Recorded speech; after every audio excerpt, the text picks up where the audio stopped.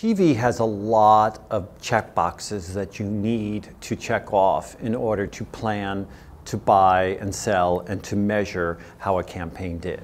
So probably the first hurdle for buying TV differently beyond just demographics is, do you have the ability to deliver that audience and understand it from planning, from buying and selling, and measurement. So that just, the whole ecosystem is pretty well oiled, and it's had 40 years to get in shape like that. So if you want to replace it, with audience-based buying, which Nielsen Catalina espouses, or biographics as we call it, so you can buy a particular audience, you have to be prepared to do it not just for targeting or measurement, but you also have to be prepared to do it for planning.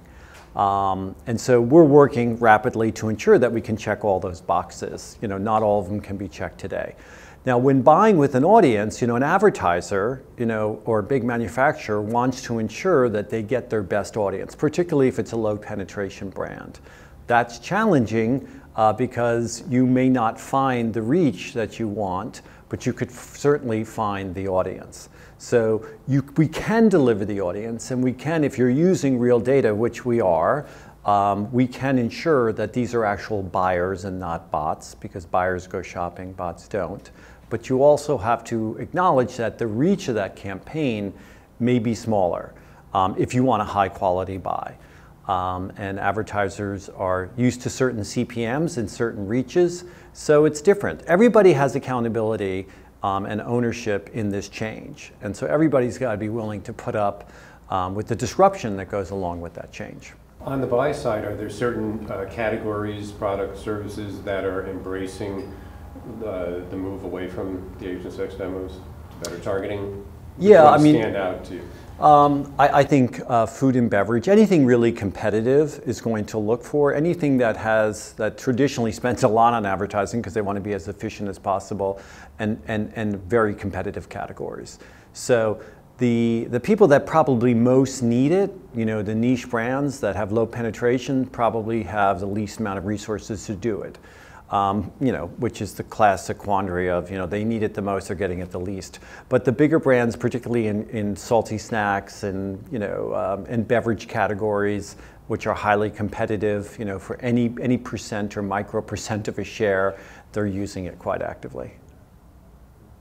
So what are the biggest educational hurdles that you face on the buy side for convincing agencies and their clients that it's worth better targeting, whether it's worth making that shift that they've been used to for so long?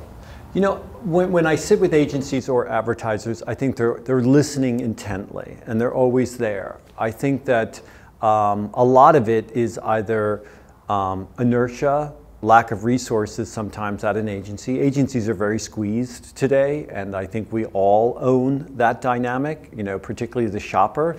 If you want something, increasingly at a better price, you're going to squeeze the manufacturer, and the manufacturer squeezes all their costs. So agencies are really tightly strapped, but the creative ones are looking for ways to buy those audiences. So resources is definitely a challenge.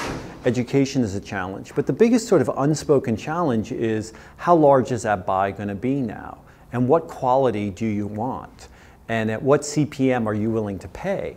So often people are used to paying the same amount they paid in prior years, and a different campaign that's more sophisticated and even attracting a smaller audience may be far more successful. You may have far greater sales lift, but they may not want to put up with the trade-off of lower reach. So Nielsen Catalina and Nielsen are working together to establish an industry standard for purchase-based metrics, or biographics, for lack of a better word, for planning, buying across TV and digital. And that would be synced with Nielsen's demographic currency. Can you explain how that works? Sure. And I'll explain it from both sides. I'll explain it from digital and TV. Nielsen Catalina is a joint venture, so we have access to all the Catalina data, all the shopper data, and all the Nielsen data. Nielsen is widely known, obviously, and the currency for TV measurement. And we have long used that with our biographic segments, like the heavy tie buyer or the most frequent heavy Starbucks drinker or something. And we create biographic rating points for them. And it takes a little, it doesn't come out as quickly as the ratings does. It takes a little longer, so we need to smooth that out and make that quicker because everybody wants faster and quicker answers. But we've checked that box and we know how to do that for TV.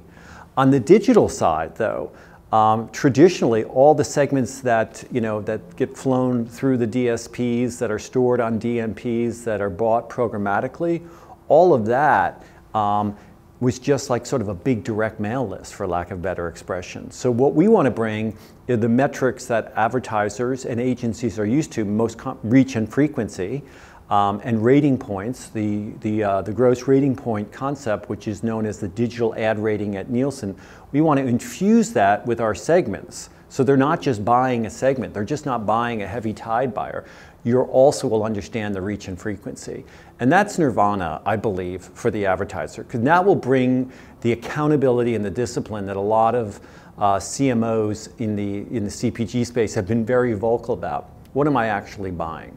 So TV is a little easier, the discipline's there, and we know how to work with it. On the digital side, Nielsen is helping us to bring their total audience strategy and their DAR metric to these big and very attractive targeting segments.